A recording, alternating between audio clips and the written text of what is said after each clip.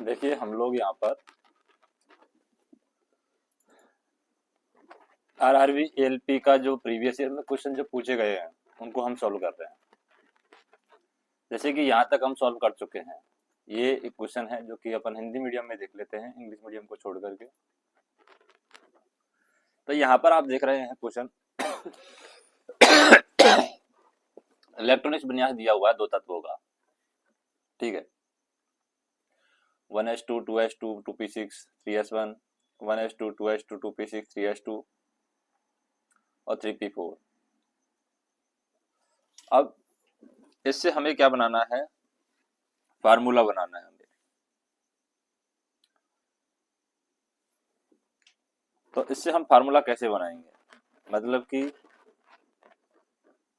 कौन सा तत्व इनसे बनने वाला है वो हमें देखना है। ये A1 है, ये 2 है। तो देखिए यहाँ पर 2 है, यहाँ पर 2 है, कोई दिक्कत नहीं है। 2s2 2p6 2s2 2p6 3s1 3s2 और 3p4 है। तो ये अगर हम इसको हल करें, इस वाले पोर्शन को हल करें, तो देखिए यहाँ पर 2 2 6 1 कितना आ रहा है, 11 आ रहा है।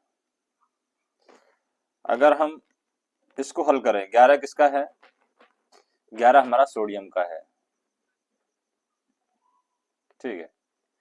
दूसरा हमारा इसको हम हल करें, ये किसका है इलेक्ट्रॉनिक विन्यास, 2 2 4 4 6 10 10 2 12 12 4 16 16 का, 16 किसका है, सल्फर का है। तो दोनों के अगर संयोजन करते हैं Na और सल्फर का, तो NaS तो होगा नहीं, Na2S ही होगा, यही होगा। अगर हम जो दोनों को जोड़ेंगे तो Na2S ही होगा, क्योंकि सोडियम परमाणु है। प्रत्येक नियन के इलेक्ट्रॉनिक विन्यास को प्राप्त करने के लिए एक इलेक्ट्रॉन है वो सोडियम परमाणु खो देगा, और आयरन के विन्यास को प्राप्त करने के लिए सल्फर 2 इलेक्ट्रॉन प्राप्त करेगा। तो सोडियम और सल्फर है, दोनों मिलकर के सोडियम सल्फाइड यहाँ पर बना लेंगे, और सोडियम सल्फाइड बनाने की वजह से हमारा जो आंसर क्या होगा वो 8 भी होगा। अब आ जाते हैं नेक्स्ट क्वेश्चन पे। नेक्स्ट क्वेश्चन है हमारे पास ये,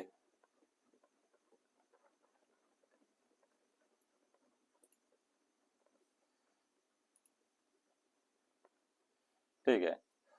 कौन जानवरों में पाए जाने वाला हार्मोन नहीं है। अब हार्मोन कौन कौन से पाए जाते हैं जानवरों में, कौन कौन से नहीं पाए जाते हैं, उसके अकॉर्डिंग बात करें तो देखिए इंसुलिन जो है आपका, इंसुलिन कहाँ पाया जाता है, इंसुलिन आपका मानव की शरीर की हड्डियों में पाया जाता है। इंसुलिन मानव शरीर की जो ग्रंथि है उसमें पाया जाता है। और कौन सी ग्रंथि, अग्नाशय, तो अग्नाशय से इंसुलिन निकलता है। ऑक्सिन यहाँ पर जानवरों में नहीं पाया जाता है, ये आंसर हमारा सही है। और बात करें एड्रेनोलाइन, एड्रेनोलाइन है, ये अधिवक्र ग्रंथि है। कौन सी ग्रंथि, अधिवक्र ग्रंथि, जिसको हम किडनी भी बोल सकते हैं, तो उसकी ग्रंथि है एड्रेनोलाइन।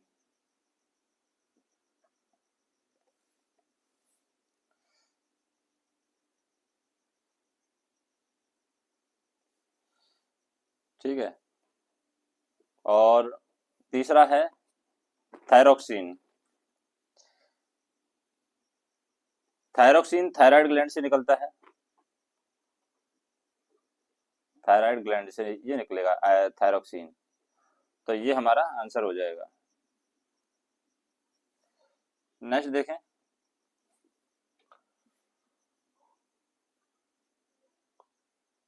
इसको आप चाहे तो क्या है इंग्लिश में भी देख सकते हैं, कोई दिक्कत नहीं है। जैसे इंग्लिश हिंदी अगर दोनों देखें हम, इंग्लिश में भी आपको पता चल जाएगा। ये देखिए, which of the following is not a hormone found in animal, तो वो है ऑक्सिन हार्मोन है, ये एनिमल में नहीं पाया जाता है। अभी नेक्स्ट देखते हैं, इन पर विचार करना है और कौन कौन सी पूर्व धारणा है वो निहित है वो हमें देखना है। पहला विचार क्या है हमारा, धारावाहिक कथा महिलाओं में नकारात्मक प्रवृत्ति विकसित करने का एक कारण है, क्योंकि टीवी सीरियल देखती हैं, टीवी सीरियल देखने की वजह से क्या महिलाओं में नकारात्मकता फैलती है, क्या महिलाएं नकारात्मकता की चीजें सीखती हैं धारावाहिक चीजों से, ये पूछ रहा है। ठीक है, धारावाहिक कथा महिलाओं में नकारात्मक प्रवृत्ति विकसित करने का एक कारण है, क्या ये सही है? तो इसका पहला पूर्व धारणा क्या है? समाचार पत्र पहले नकारात्मक पहलुओं को उजागर करते हैं और फिर सकारात्मक पहलुओं को उजागर करते हैं, क्या ये सही है? इसकी वजह से नकारात्मकता फैलती है, तो ये तो सही नहीं हो सकता, क्योंकि ये धारणा होती तो पॉजिटिविटी आती। दूसरा है, नकारात्मक पहलुओं पर दिया गया ध्यान सकारात्मक पहलुओं की तुलना में बहुत अधिक होता है, क्योंकि नेगेटिव चीजें जल्दी असर करती है, क्योंकि वो आनंद देने वाली होती है। इसलिए ये धारणा पूर्व धारणा है पहले से माइंड में कि नेगेटिव चीजें हैं वो जल्दी आदमी कैप्चर करता है। इस वजह से धारावाहिक और धारावाहिक कथाएं महिलाओं में नकारात्मक प्रवृत्ति विकसित करने का एक कारण है। तो ये उनकी पहले से धारणा बनी हुई है कि जो नेगेटिव चीजें हैं वो पॉजिटिव चीजों के कंपेरिजन में जल्दी से अट्रैक्ट करती हैं और जल्दी से क्या होती है,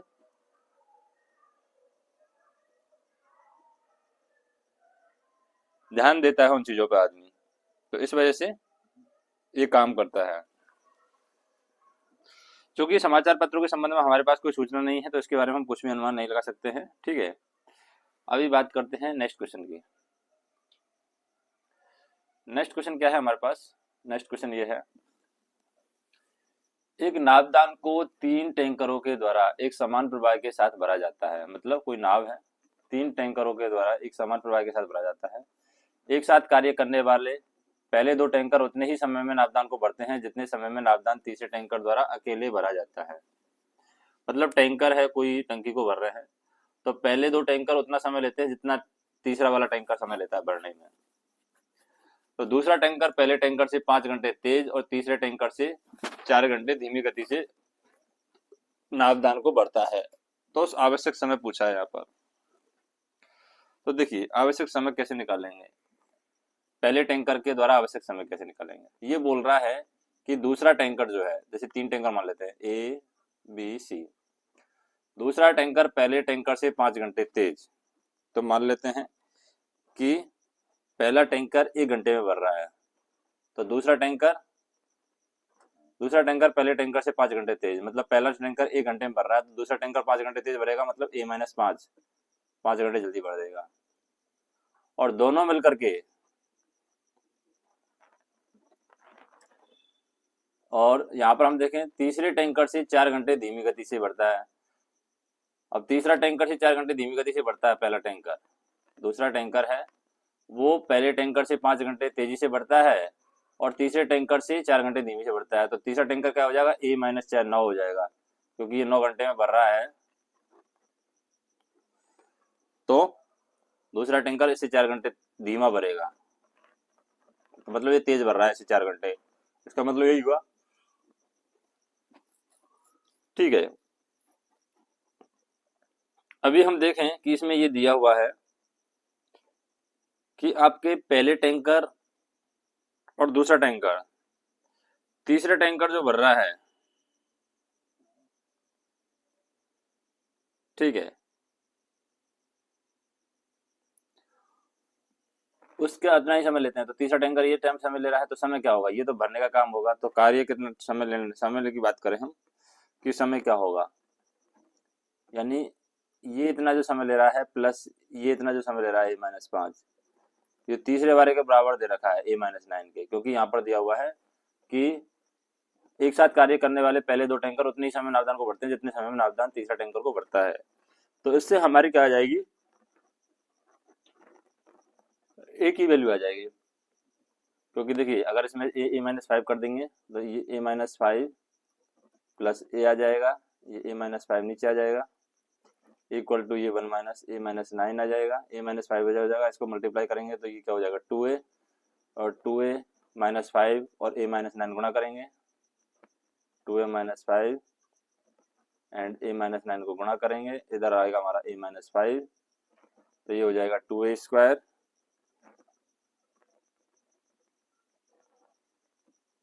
ठीक है। या फिर आप ऐसे भी कर सकते हैं A-5 की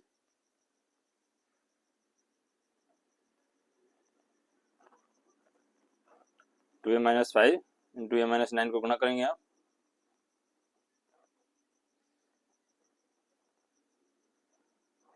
और इधर A-5 और यहाँ पर क्या है 1,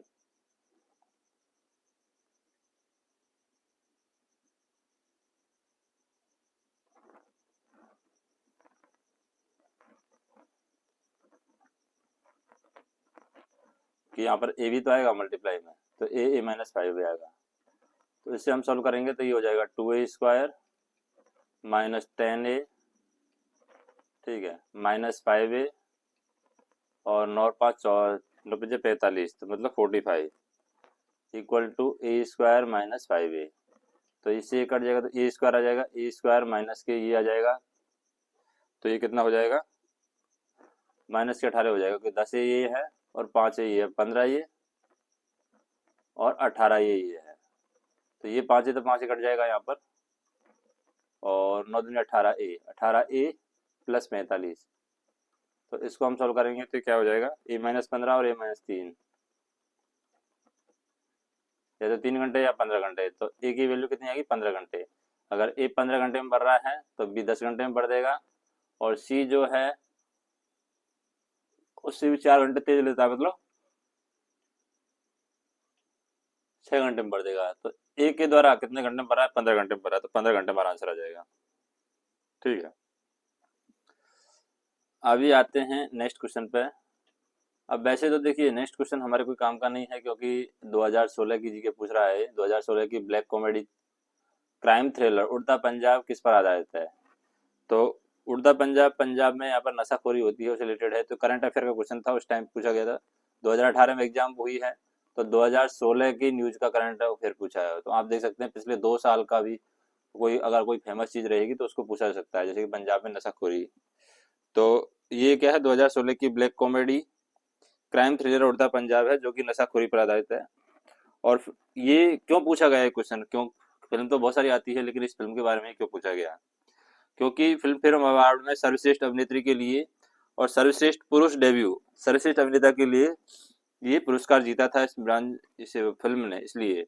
और इसके निर्देशक, कोई भी अगर फिल्म कोई अवार्ड जीतती है तो उसके निर्देशक, उसके हीरो हीरोइन आपको देख लेने हैं। तो इसके निर्देशक कौन थे, अभिषेक चौबे थे इसके निर्देशक, अभिषेक चौबे। ठीक है, अभी आ जाते हैं नेक्स्ट क्वेश्चन पे। नेक्स्ट क्वेश्चन क्या है, एक दुकानदार क्या है अपने ग्राहकों को 20% की छूट देता है और उसके बाद भी 25% लाभ प्राप्त करता है। तो उस वस्तु का अंकित मूल्य ज्ञात कीजिए जिसका मूल्य दुकानदार को 600 रुपये पड़ता है। ठीक है, तो देखिए पहले आपको क्या करना है, एक दुकानदार अपने ग्राहक को 20% छूट दे रहा है, मतलब 100 रुपए की चीज है, उसपे 20% छूट दे दी, मतलब 80 पे आ गया, वो छूट दे दी। और उसके बाद भी 25% का लाभ हो रहा है, मतलब 20% छूट देने के बाद भी उसको 25% का लाभ हो रहा है। इसका मतलब उसने वो चीज कितने में खरीदी होगी, 25% लाभ मतलब 480 कर लें इसका, तो इसका मतलब 60 रुपए खरीदी होगी उसने, तभी हम कह सकते हैं 25% लाभ हो सकता है, क्योंकि 60 इंटू 125/100 अगर हम करते हैं, ठीक है, 25 चौके 100, 25 पंजे 125, 4 से 15 बार, 15 5 75, 75 रुपए खरीदी होगी, 75 रुपए खरीदी होगी, 80 रुपए की बेच दी, तो ये तो कितना परसेंट लाभ हुआ, 80 पे 10% 8 रुपए का लाभ होता है, 20% 16 का लाभ होगा, 16 4 20 रुपए का लाभ होना चाहिए। तो 20 का लाभ होना चाहिए, तो 15 चौके 60 तो आना चाहिए यार, 25 पंजे 125, 25 चौके 100, 4 15 चौके 15 5 75, ये 60 तो होना चाहिए यार, तभी तो 60 करेंगे तो 60 इंटू 125/100, 25 चौके 100, 15 चौके 60, 15 5 75, उसके बाद ही 25% का लाभ प्राप्त होता है। तो मतलब उसने खरीदी कितने की होगी क्या पता, 75, 5 रुपए का लाभ हो रहा है, मतलब 75 की खरीदी होगी, 80 की बेच दी, तो कितने का लाभ हुआ, 5 रुपए का, किस पे, 75 पे, इंटू 100, 4 करेगा क्या, 15, 5 से 25 75, 5 एकम 5, 15 बार, और ये 100 है, ये तो नहीं बैठ रहा है। 25% लाभ कैसे प्राप्त करेगा वो, थोड़ा सा ध्यान देते हैं, दूसरे तरीके से करते हैं। चलो 20% छूट देता है, तो मतलब 120 रुपए की चीज खरीदी होगी उसने, 20% छूट दिया, उसके बाद ही 25% का लाभ प्राप्त हो गया, तो मैं डायरेक्ट ये कॉल करता हूँ, मैं 125 रखता हूँ कि उसके बेचा कितने का, बेचा उसने 125 का, तभी तो 25% लाभ होगा। 100 रुपए की चीज मतलब 100 में खरीदी होगी, और ग्राहक को 20% छूट भी देता है। 125 का बेचने के बाद 20% छूट भी, मतलब 125 का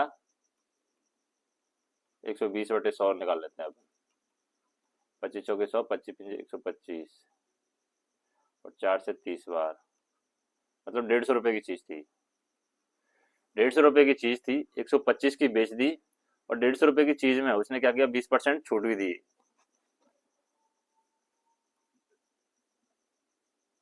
मतलब 150 रुपए की चीज 125 रुपए में बेच दी, एक्चुअल प्राइस उसकी 100 रुपए थी। तो उस वस्तु का अंकित मूल्य ज्ञात कीजिए जिसका मूल्य दुकानदार को 600 रुपये पड़ता है। अब देखिए 150 का 600 पड़ रहा है, मतलब 4 गुना, तो ये तो इस हिसाब से तो होगा नहीं।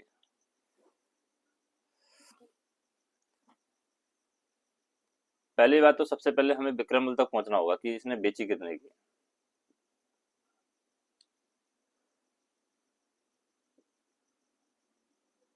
तो देखिए 25% अगर लाभ मिल रहा है, और दुकानदार को 600 रुपये पड़ता है, अंकित मूल्य ज्ञात कीजिए जिसका मूल्य दुकानदार को 600 रुपये पड़ता है, मतलब 600 रुपये में उसने खरीदी। ठीक है, यही कहना चाह रहा है। और 150 रुपये का डिफरेंस यहाँ पर जोड़ना है, मतलब कि 750 बैठ जाएगा विक्रय मूल्य, 750 में बेची। ठीक है, तो अंकित मूल्य क्या था उस पे, छूट 20%, 750 पे अगर 20% छूट दे देते हैं,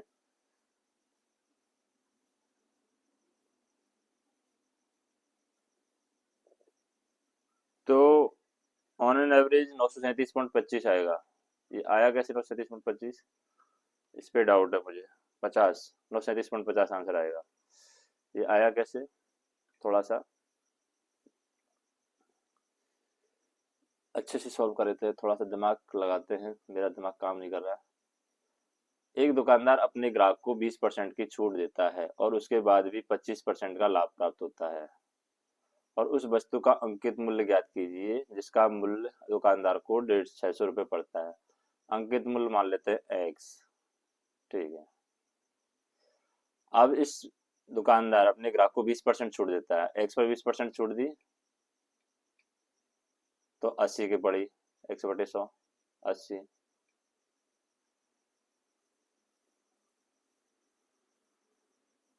और 25% लाभ भी प्राप्त होता है। 25% लाभ मतलब 125/100। इसका मूल्य कितना आ रहा है, ये सब बेचने के बाद में बेचेगी ये वस्तु। अब बिकने पे वस्तु का कितना है, 600 रुपये पड़ता है। अब 600 रुपये अगर पड़ रहा है, इस पर मूल्य दुकानदार को 600 रुपये पड़ रहा है, उस पर 25% लाभ भी प्राप्त कर रहा है, तो मतलब 750 की पड़ेगी। 600 का 25% निकालें, 125/100, 25/100 से निकाल 4 पर 150, मतलब 750 की वो बेचेगा, तो 750 यहाँ पर रख देते हैं। तो यहाँ पर एक्स की वैल्यू निकालेंगे तो 750 into 100 into 100 divide by 80 into 125, तो 25 पंजे 25 चौके 100। ठीक है, और 5 से इसको काटे 20 बार, 20 से इसको 4 बार, और 4 से 4 बार, तो एक्स की वैल्यू कितनी आएगी, 750।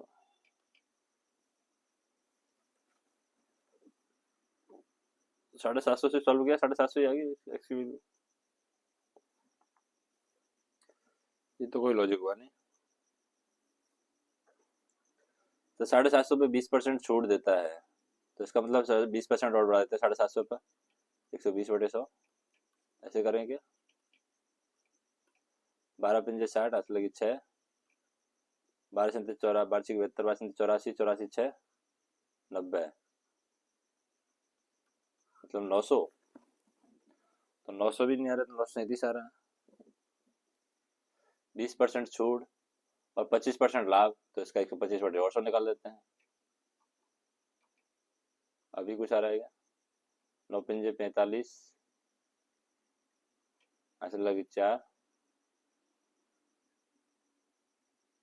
92, 112, 52%, 92, 108 और 4, 113, 1135। पता नहीं क्या लॉजिक है यार इसमें। देखिए लाभ अगर 25% है तो लाभ क्या होता है? 25% मतलब कि हम बात करते हैं, चलो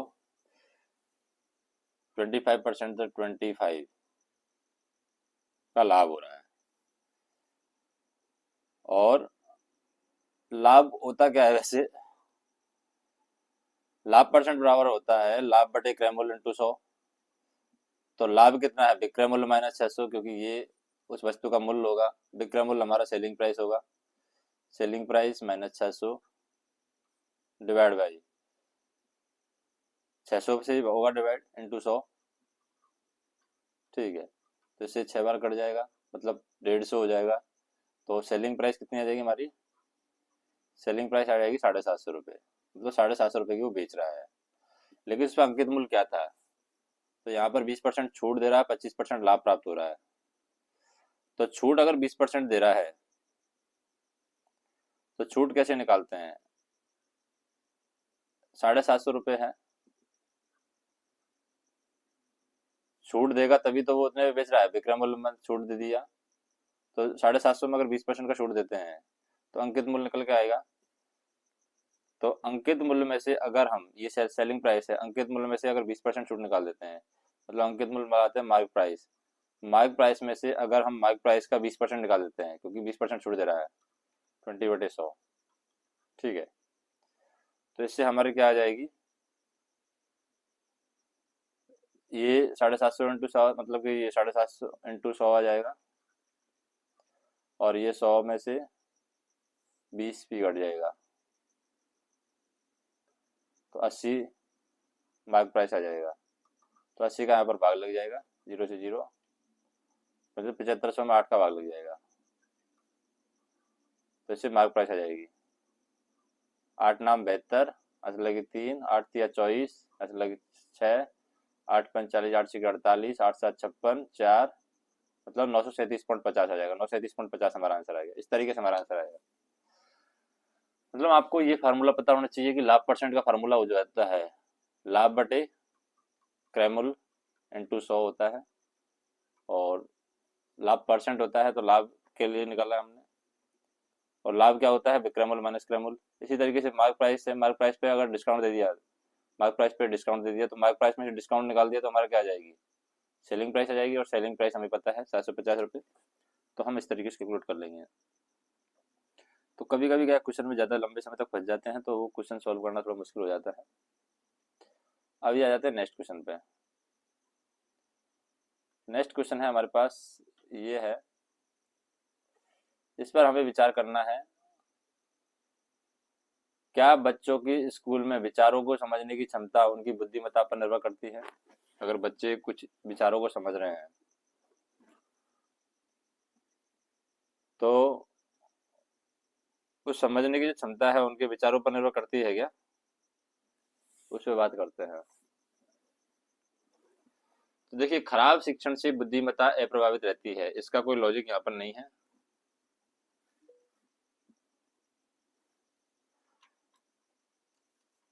कि क्या बच्चों के स्कूल में बच्चों के समझने की क्षमता उसकी बुद्धिमत्ता पर निर्भर करती है?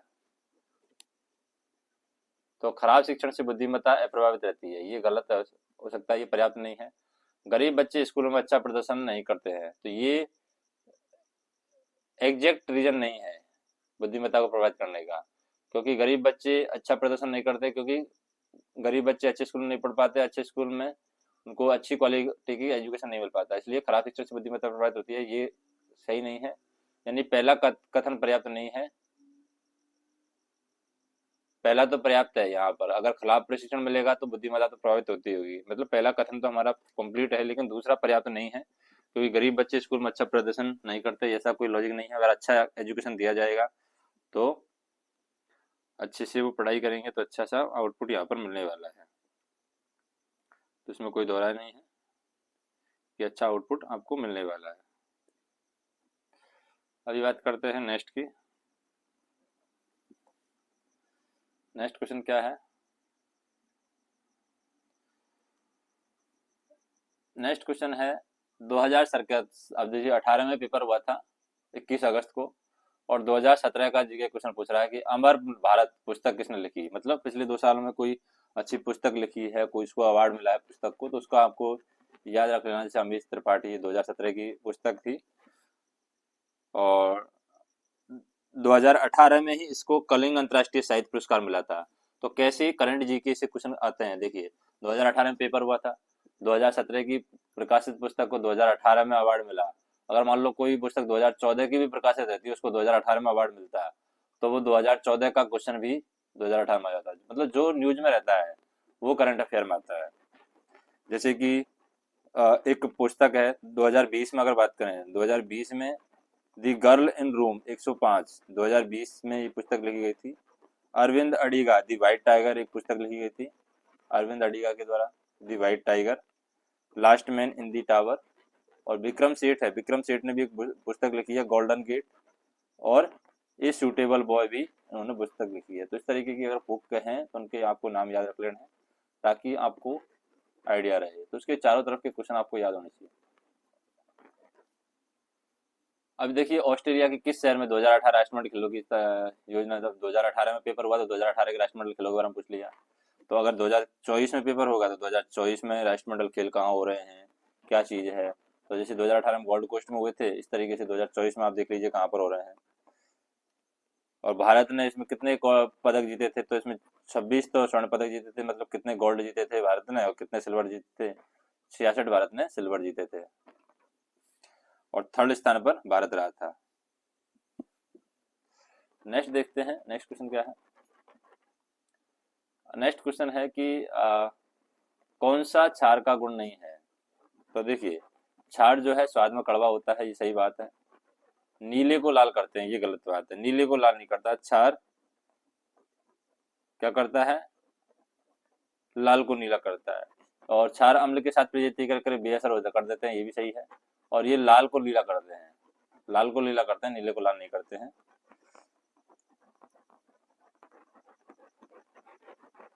क्योंकि अम्ल करता है नीले को लाल, क्षार नहीं करता है। तो यहाँ पर क्या होता है, अम्ल अम्ल करता है नीले को लाल। और अगर हम पीएच के मान बात करें, जैसे 0 से 14 पीएच रहता है, तो पीएच केवल क्षार का जो रहेगा 7 से कम रहेगा, क्षार 7 से कम, और 7 से ज्यादा रहेगा, नहीं 7 से ऊपर रहेगा तो क्षार रहेगा, क्योंकि क्षार बाद में आ रहा है, 6 बार बाद में आ रहा है। और अम्ल 7 से कम में रहेगा पीएच का मान। और पीएच 7 जो रहेगा आपका उदासीन रहेगा। तो पीएच के लेवल से भी क्वेश्चन पूछ जाते हैं, मतलब 0 से 7 और 7 से 14। 7 से 14 अगर पीएच मान है किसी का तो वो क्षार कहलाएगा, 7 से कम है पीएच मान तो वो अम्ल कहलाएगा, और इससे 7 पर है फिक्स तो वो उदासीन कहलाएगा। तो कमेंट करके बताइए कि आपको ये वीडियो कैसा लगा। बाकी के क्वेश्चन है वो हम नेक्स्ट वीडियो में देखेंगे। तो वीडियो अच्छा लगा तो वीडियो को लाइक कीजिए। थोड़ा सा प्रॉब्लम हो गया था क्योंकि वो क्वेश्चन सॉल्व नहीं हुआ था, लेकिन फिर हमें ट्रेडिशनल मेथड से जाना पड़ा, जो स्टैंडर्ड मेथड है उसी से जानना पड़ा, उसी से सॉल्व किया। बाकी शॉर्टकट हम कई बाद में बताएंगे किस तरीके के क्वेश्चन हैं। शॉर्टकट जैसे तरीके रहेंगे उनको भी हम बताते रहेंगे आगे। तो वीडियो देखने के लिए धन्यवाद, और चैनल को सब्सक्राइब कर लीजिए क्योंकि हम इस तरीके की वीडियो आपके लिए बनाते रहेंगे और अंत तक आपका साथ देंगे एएलपी की तैयारी में। क्योंकि हम 2018 में सेलेक्ट हुए थे एएलपी की वैकेंसी में, तो एएलपी के बारे में सिलेक्शन तक का हमारा एक्सपीरियंस हो, हमारा वर्किंग रहा है 3-4 साल का, तो वो सब आपके साथ में हम शेयर करेंगे। जो भी वर्किंग कंडीशन है, जो भी वर्किंग एनवायरनमेंट है, किस तरीके से पोस्टिंग होती है, वो सारा आप कमेंट करके पूछ सकते हैं। धन्यवाद।